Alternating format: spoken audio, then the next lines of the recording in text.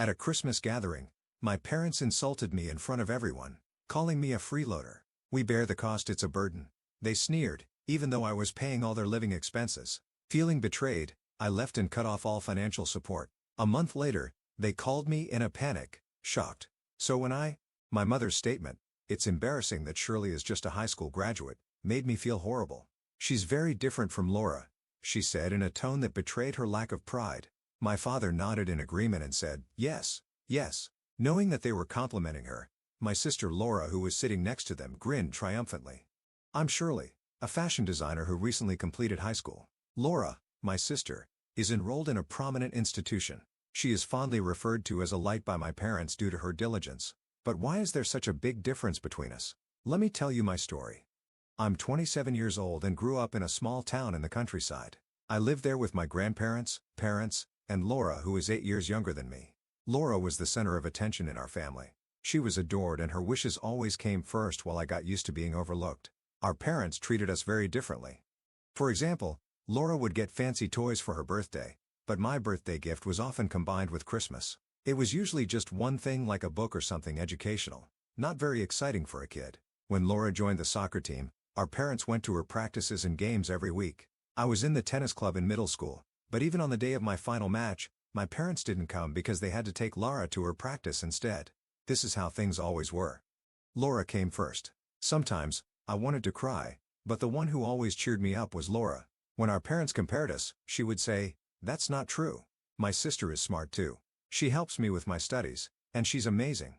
A few days after my last tennis match, she made me a small bouquet from flowers she picked in the park and gave it to me, saying, "Well done." Laura grew up with a kind heart.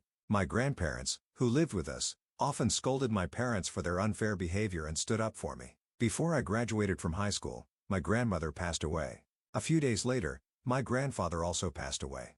Laura always stood by me, but this seemed to annoy our mother. She started treating Laura more harshly, even threatening her, saying, "If you keep defending your sister, I'll make you stand outside."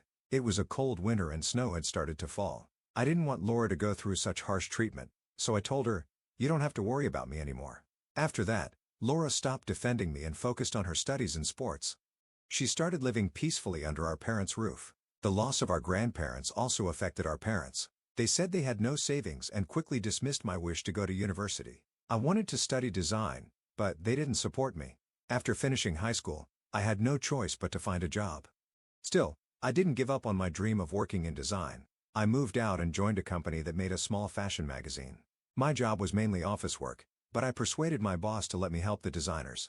Working in an office surrounded by professional designers every day opened my eyes to the reality of the industry. Instead of discouraging me, it made me even more determined. My dream of becoming a fashion designer grew stronger and I spent all my free time studying. I rarely went home, and when I did, my parents greeted me with cold words. So I focused on learning design on weekends through online courses and other resources. Because of my hard work, my company noticed my dedication and I was finally invited to join the design team. My passion for my work inspired the other designers and they generously shared helpful materials and connections with me. 4 years later, I was working on my own projects as a full-fledged fashion designer. 9 years after high school, I had settled into my career when I heard that Laura was preparing for her university entrance exams. She was aiming for a prestigious medical school. Laura worked hard every day and had top grades in our town, so her acceptance was almost certain. Remembering how she had supported me when we were younger, I wanted to help her however I could. A few months later, Laura was successfully admitted to a famous medical university. When I heard that Laura got accepted, I was really happy and immediately said, "Laura, congratulations. You worked so hard going to cram school every day. That's amazing." Laura thanked me humbly, but then shared a concern.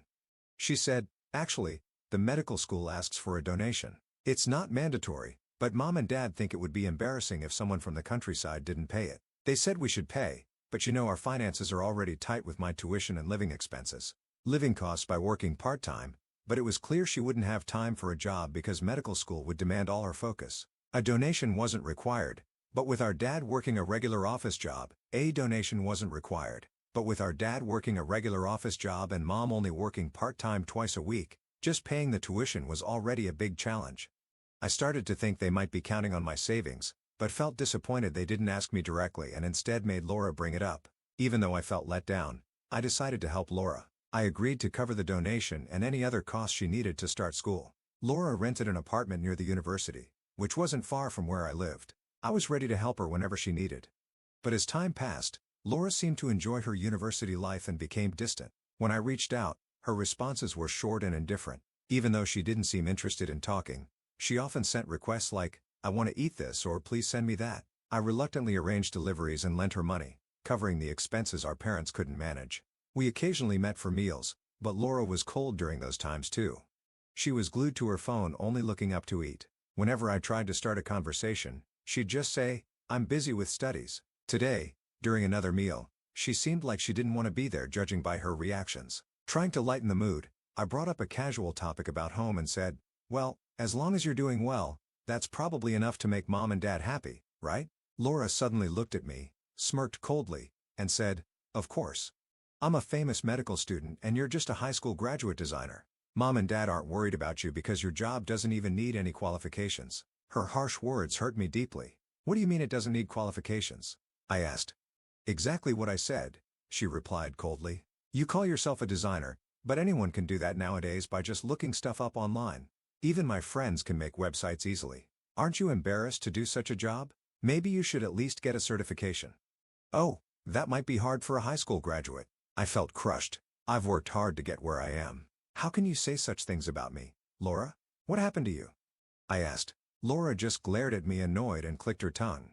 "Mom and Dad talk about it every day. They say I'm amazing for getting into a prestigious medical school, but they're embarrassed that their eldest daughter is just a high school graduate. They even tell me I should take care of you so you don't get jealous. That's why I bother contacting you or eating with you, because they told me to."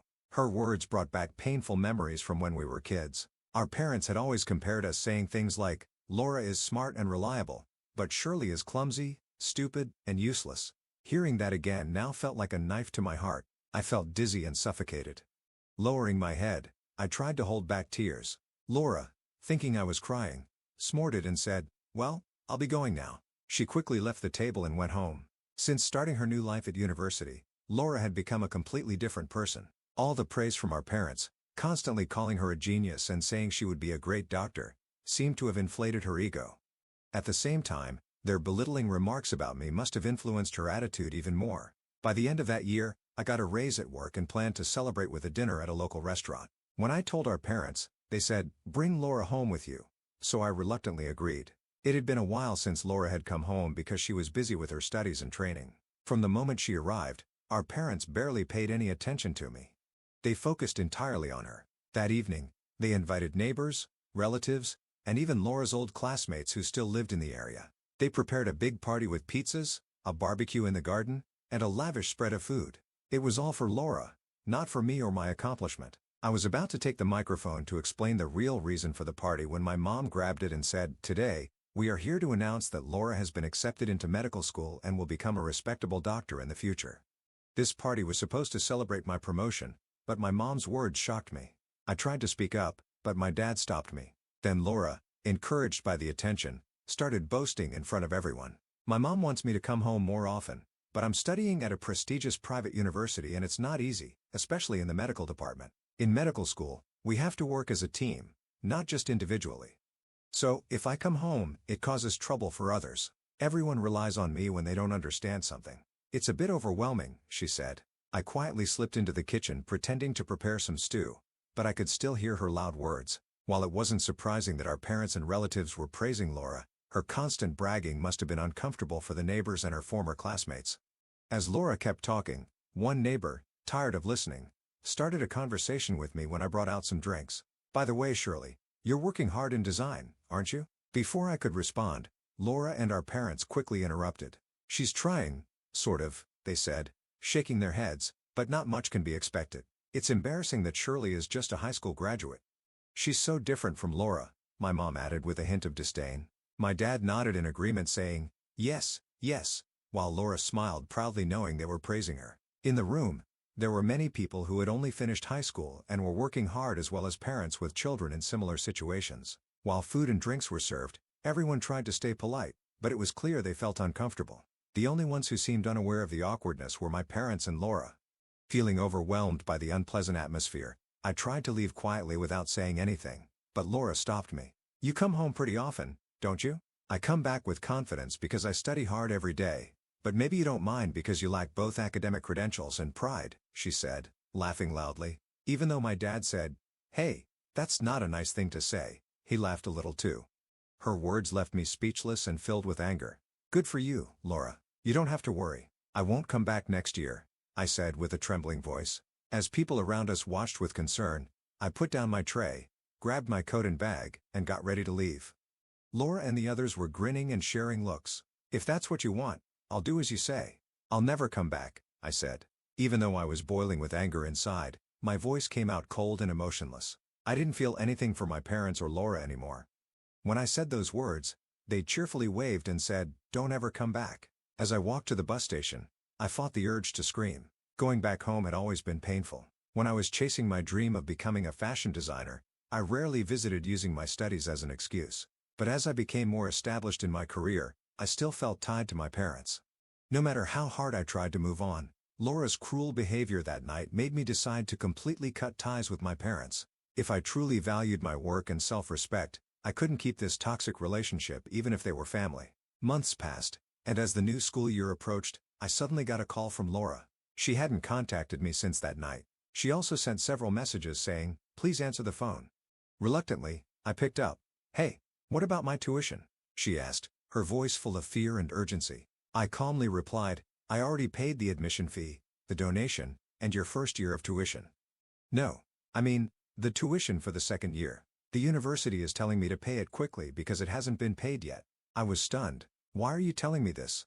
I asked. On the other end of the line, Laura hesitated, unable to respond. The truth was, I had used up most of my savings to cover her expensive tuition for the first year. I had planned to make payments gradually for the following years, but after the way she and my family had treated me, I was shocked that she would call me now expecting me to pay again. "You asked me to help with the donation, didn't you?"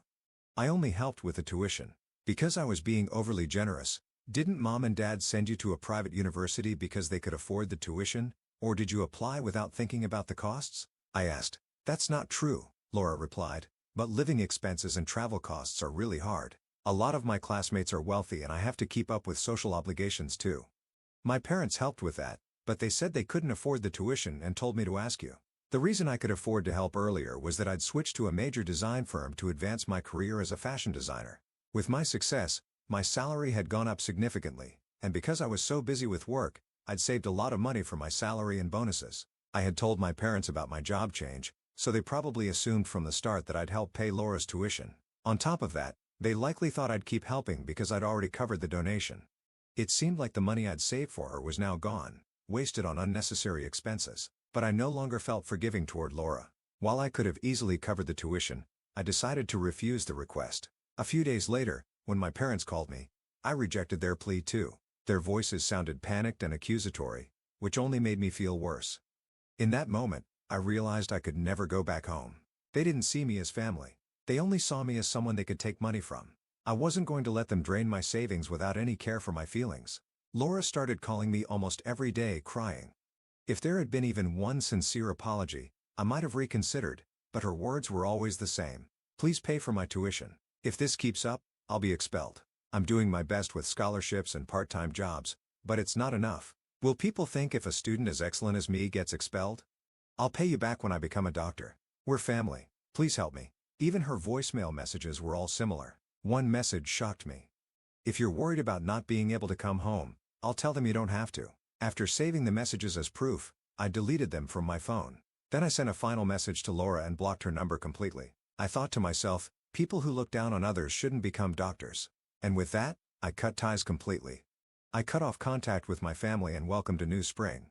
A relative told me that Laura's second-year tuition was eventually paid through scholarships and loans from different relatives.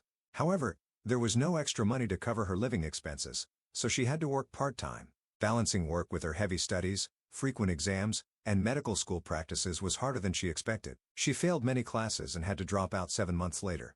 Before cutting ties with my family, I had been helping not only with Laura's tuition, but also by sending money home. After I stopped, Laura, whose pride was shattered, returned to live with our struggling parents who were barely making ends meet. Even though Laura was smart, the money for her education had run out. Instead of looking for a job locally, she spent her time playing games and taking out her anger and frustration on others. A neighbor told me that loud arguments could often be heard from their house at night.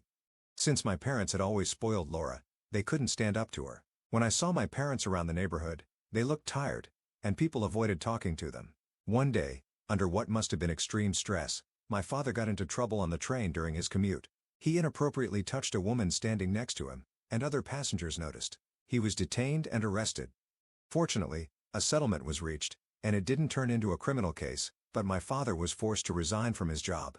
My mother started looking for work, but since she had only worked part-time before, she couldn't find a stable job. My parents tried to contact me through relatives, but it didn't go well. The messages they asked others to pass on were reportedly threatening, which made the relatives realize there were issues with my parents. They told my parents, "Leave it to us," but eventually stopped passing on messages altogether. Over time, my connection with my family faded and I finally found peace in my daily life. From what I've heard from relatives, Laura has become a recluse and my unemployed father, who now looks frightening, is avoided by people in the neighborhood. Bad rumors about them have spread. My mother, overwhelmed by everything, has disappeared, and no one can contact her anymore. Now my father and Laura are left without any source of income and are reportedly living almost like homeless people. If they had built good relationships with their neighbors, they might have found some support. But given their behavior in the past, it's hard for anyone to sympathize with them. I'm doing well in my design career and was recently chosen to work on big projects, which is a big step forward for me. This has inspired me to finally start a plan I've been thinking about for a while: taking university entrance exams. Since my finances are in a good place now, I plan to focus on this challenge after finishing my current project.